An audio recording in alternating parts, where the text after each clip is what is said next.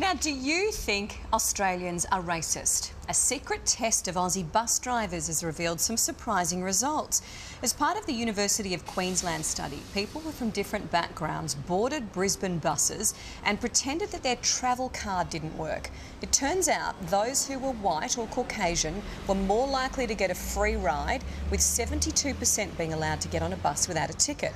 The success rate for people with black skin was just 36%. So are Australians racist? We went to the streets and opinion was divided.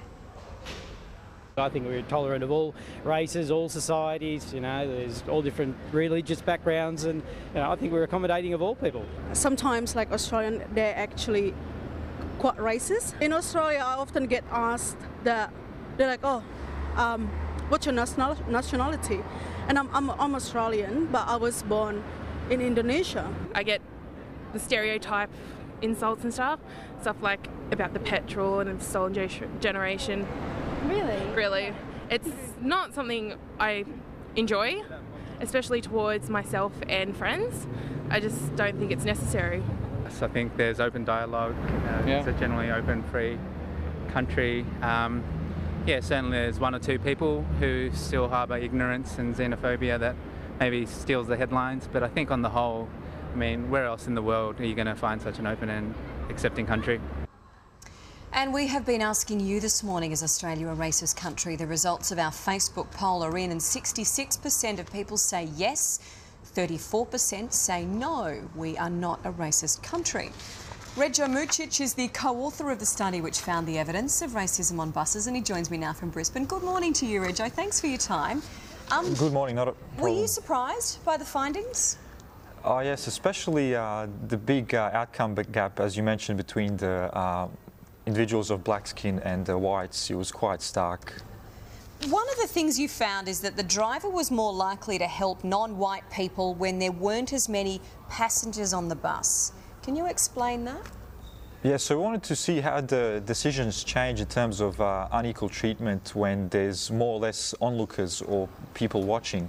And we find that the more people there on the bus, the higher the degree of racial discrimination against the minority groups, especially the Asian group, people from India and people from cultures of black skin.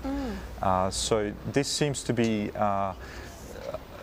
showing that the discriminations, the decision maker seems to be going with the in-group in terms of being favoured towards those the majority group compared to minority group. So the scrutiny doesn't seem to change their level of discrimination in terms of favouring the minority groups. Yeah, and look, I found it really fascinating too that you noticed a change in figures when people were dressed differently. Put someone in a suit and tie and their reaction was a little bit different. So I guess in summary for you and what you've seen and what you've learnt from this study, what do you think this says about Australian society? Well, the first question we'll see is there unequal treatment, and we find yes. And the other question is, what is the nature? What are the motives behind these decisions? And by addressing the people in different ways, for example, increasing their perceived wealth and their level of patriotism in the army uniform treatment, we see that the minority groups are accepted a lot more. So there's a hint of stereotyping happening, but we still find a big outcome gap between the black-skinned individuals and the whites, which says there's still something else going on. And our explanation is that there's this notion of in-group versus out-group. So if the bus driver, in this case, the decision-maker, can relate to the help seeker more by seeing them as part of the in-group, they're more likely to help them. Yeah, it's fascinating. Rejo, thanks for your time. Good to talk to you. Not a problem. Yeah, and thank you for everyone who's participated in our Facebook survey on that this morning. First, we're entitled to protect our homes, but we also have a right to privacy. So when neighbours start invading each other's space in the name of security, things can get volatile. And that's what's happened on Spy Street.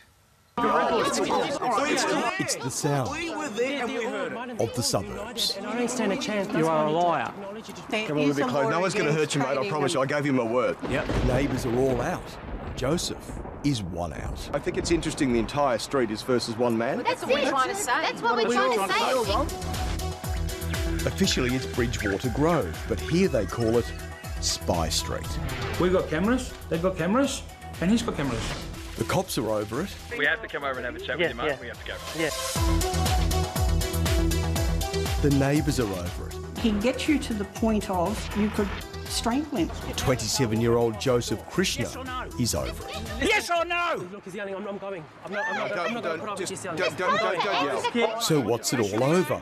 Talk to the neighbours here in Thomastown and they'll tell you. Joseph stares at them. He's just stated that when he's come home today, you stared at him. The police are investigating staring. It's just ridiculous. I know, but it is very intimidating. And is staring a crime? He stands up there and he stares at you. But you get some like this that like does your head in, I'm going to jump the fence one day, yes. I'll jump the fence. I don't care if I go to jail, I don't care. That's one less in the world. I'll even jump that fence and I'll KO him myself. Then there's these, a pair of $50 Secret Squirrel spectacles. If he notices you looking at him, he goes like this, he pushes the button and Bluetooths to his computer and records everything you say. And if something does happen, it's able to record the sound and the video. What, they're like James Bond glasses or something, aren't they? Yeah, probably. I don't give a if your camera's recording. If I ever catch you in anywhere, I'm going to neck you. Joseph filmed this frightening confrontation with his glasses with Paul and Carmen Pereira. That was pretty scary. What do you want me to do? It's all right, Joseph. You know, I'll forgive you, mate. It's okay. This is serious every or what? day, every Are you day. serious? No way, man. Sorry. Now, Joseph, this is your kitchen. Yes. The security's amazing. Why such sophisticated security? Because if something does happen, like we've got the evidence to prove it. You look at him here, man, you watch all through the windows. What's there to look at through the windows when people are outside? So he is laughing and saying something. He is saying something. He is laughing. So, obviously the driveway, front lawn? Correct. Where you vacuum? Correct. Front of the house and also... Another section of the garden. Yeah. And you have more cameras? Correct. So what's this, garage? The garage, the carport. Back carport. The second garage. You can see your mother. My mum there taking the clothes off. If you go knocking on next door neighbour, you go knocking on the neighbour in the corner, you go to his next door neighbour, the big double-storey house, they can all tell you all about this guy. Does this go 24/7? 24/7. Joseph's family home bristles with 9 cameras. Carmen, your husband's always making racist comments towards me. You deserve it because you call my mum a you call my mum a you call my mum a dirty. Do we call your mum some name? I never called your mum anything. You liar. You're just gay. Paul, seriously, you said you were going to kill him. Yeah, yeah. Because he gets you to that But he's worried you are going to kill him. Or maybe I will. Who knows? He could kill me, yeah. That is your genuine fear? Yeah, that's my genuine feeling. That he could kill you? Yeah. I'm going to kill you, dog.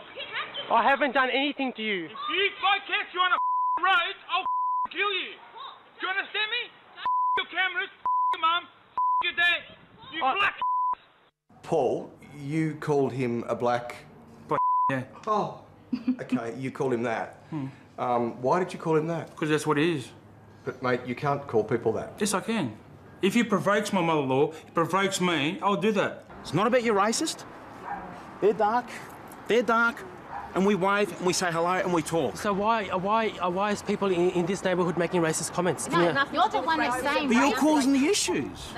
Joseph claims the neighbourhood war began when Paul Pereira did a burnout on his beloved nature strip. It was a big tyre mark and obviously then I had to buy topsoil and to fix the tyre marks up.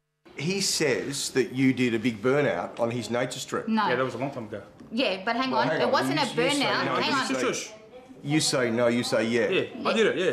You so did, what? What's the reason? For him to get aggravated, yeah. It's not very neighbourly. I did a small skid, man, with a trailer. I was reversing the trailer I was moving in. I don't care. Come on. So what? Guaranteed to upset Joseph. This is the man who vacuums his fake lawn. If I want to do something, I'll bring the bobcat and destroy his front lawn.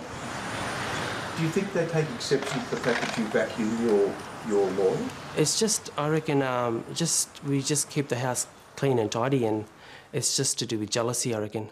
But the particular day, you had the blue in the street. Yeah. And you called him gay. Yeah. Yeah. You're just gay. There's no Why need. did you call him gay? Because he called my mum a dirty old. I'll mediate. Nothing's going to happen, huh? I'll make sure nothing happens to you. Okay. All right? I'll be Marty the mediator. Okay. You people are happy for me to mediate this? Yes. Everybody? And Yes. Joseph, you're happy for me to mediate this? Yes. Okay. What is your main problem with Joseph? He's got cameras that can see into our No, I don't. window and door. Yes, you do. Why don't you see the cameras? I have stood down there and I said, what are you looking at? No, You're a next to the window, I just... He has to stop staring, mind your own business, and that's it. We mind our own business, he minds his own business. You don't have to stare 24 hours of the day. There's dozens of petty calls to the police and scores of different incidents.